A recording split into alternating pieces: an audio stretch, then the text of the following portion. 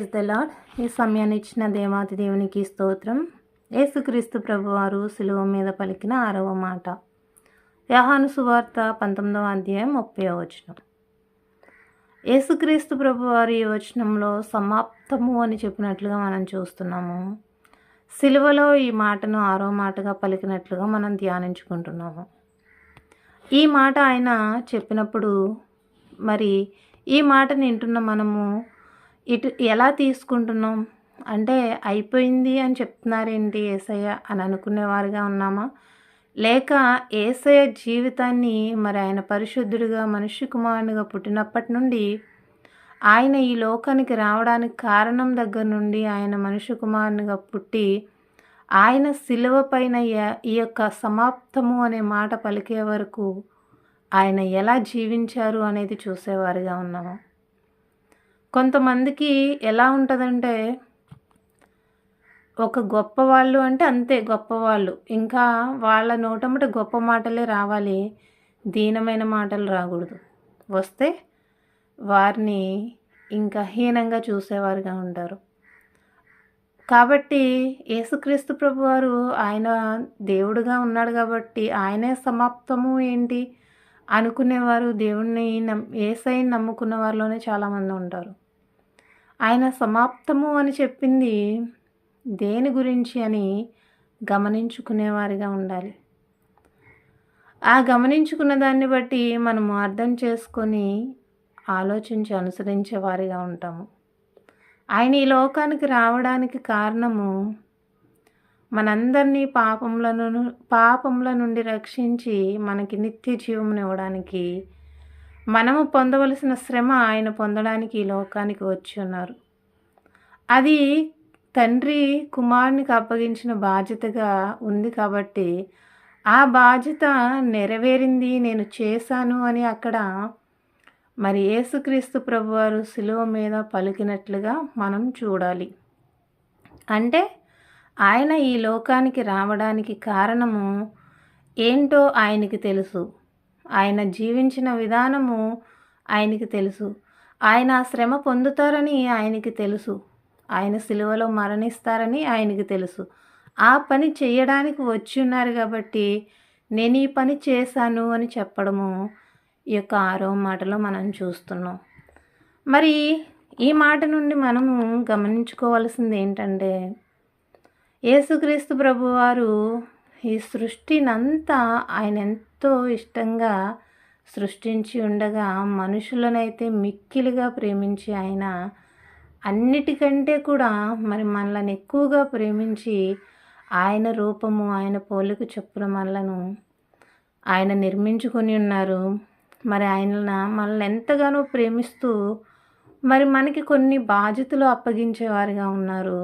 అది మొయ్యలేని భారం కాదు. మనం జీవించడానికి తెలుసుకొని ఆ జీవిత విధానం ఎలా నడవాలి, సురక్షితంగా మనం క్షేమంగా ఆరోగ్యంగా సమృద్ధిగా ఉండడానికి ఎటువంటి మార్గంలో నడవాలి అనేది మనకు ఒక బాధ్యత మొదటగా ఆయన మనుషుని తయారు చేసినప్పుడే అప్పగించి ఉన్నారు.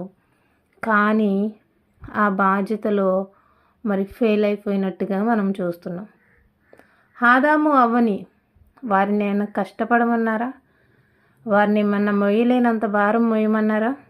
ఆయనే ఆ యొక్క ఆ వనమంతా చేసి అందులో మీరు సమృద్ధిగా తింటూ సంతోషంగా ఉండండి అని ఆదాము ఒక్కడే ఒంటరిగా ఫీల్ అవుతున్నారని చెప్పి అవ్వను చేసి తనకు తగిన తోడునిచ్చి మరి దేవుడు అంత సమృద్ధినిచ్చి తను కష్టపడకుండా తను ఇలా ఫలం తీసుకొని తినే అంత గొప్ప భాగ్యాన్ని ఇస్తే మరి ఆకర్షణ గురయ్యి, ఏ ఆకర్షణ అంటే దేవుడు చేయొద్దు అన్న పనికి చేయాలి అనే ఆలోచన మనలో పుట్టించుకొని చేసి మరి ఈరోజు ఇటువంటి స్థితిలో ఎంత కష్టపడ్డా తగిన ఫలితం దొరకని వారిగా ఉండిపోయాం.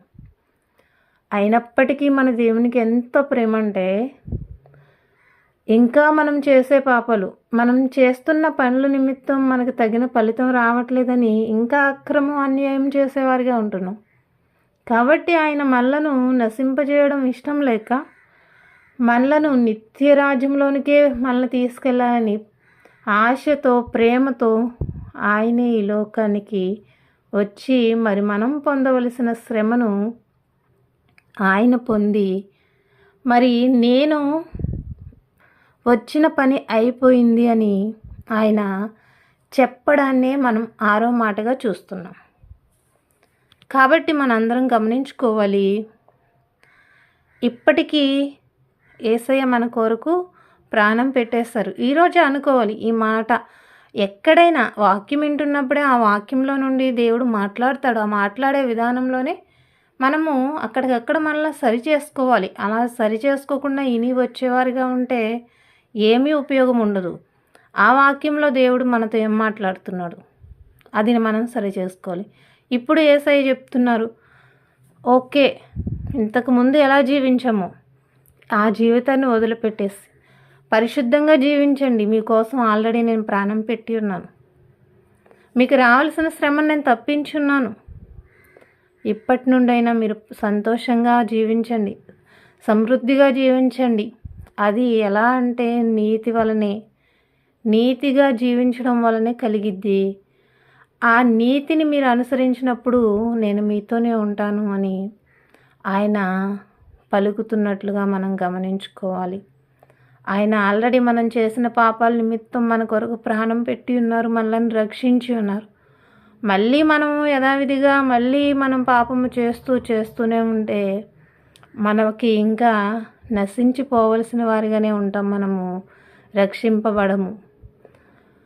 వాక్యము, పరిశుద్ధ గ్రంథము, సేవకులు, సువార్తికులు వీళ్ళందరూ ఎందుకు దేవుడు మనకి ఏర్పాటు చేశారంటే మనల్ని దినదినము లేదా వారానికి ఒకసారి అలా మనము పడిపోకుండా మరి దేవునిలో నిలబడి ఉండడానికే ఆయన ఈ పరిశుద్ధ గ్రంథం అని ఇవన్నిటిని మనకి ఇచ్చి మరి మీరు దారి తప్పిపోకండి అని దేవుడు అనేకులు సేవకుల ద్వారా అనేక వాక్యాల ద్వారా మాట్లాడుతున్నారు. కానీ ఆ మాటను చూడకుండా అవ్వలాగా ఆయన తినొద్దన్న పండును చూసేవారిగానే ఉన్నాము. ఇప్పటికీ ఆయన రాకడ సమయం దగ్గరలో ఉంది కాబట్టి ఇప్పటికీ మనము ఇన్ని వాక్యాలు మన చెవున పడుతున్నా మనం మారకుండా అదే విధంగా ఉంటే మరి యేసయ్య అయితే మరి తండ్రి ఆయనకు అప్పగించిన పని మన కొరకు ఆయన ఎన్నో శ్రమలుంది శిలువ పైన మరి ఆయన ప్రాణం పెట్టవలసిన పని కాబట్టి సమాప్తము అని ఆయన ఎంతో చక్కగా చెప్పినట్లుగా మనం సిలువలో చూస్తున్నాము. మరి దేవుడు మనల్ని ఎక్కడిగినప్పుడు యేసయ్య నేను చేశాను, అయిపోయింది పని అని చెప్పుకోగలుగుతామా? లేదా అన్ని పక్కన పెట్టి ఇదిగో ప్రభువా నేను సాతాను మార్గంలో నడిచాను, పాప మార్గంలో నడిచాను అని శిక్ష పొందేవారిగా ఉందామా? అది గమనించుకోవాలి. అంటే ఇక్కడ మనం ఒక్కటే ఈ మాట ద్వారా యేసయ్యకి అప్పగించిన పని పూర్తయినట్లుగా ఆయన తండ్రికి చెప్పుతున్నారు. యేసుక్రీస్తు ప్రభు వారు మనల్ని ఎలా జీవించమన్నారో ఆ జీవితం జీవిస్తూ అనుదినము యేసయ్య నేను మీరు జీవించమన్నట్టు జీవిస్తున్నా.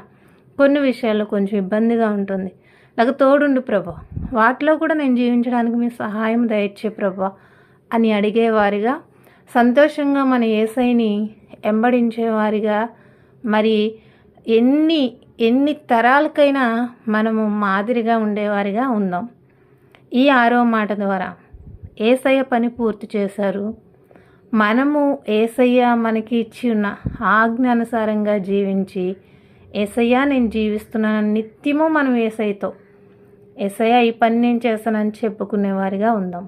Praise the lord.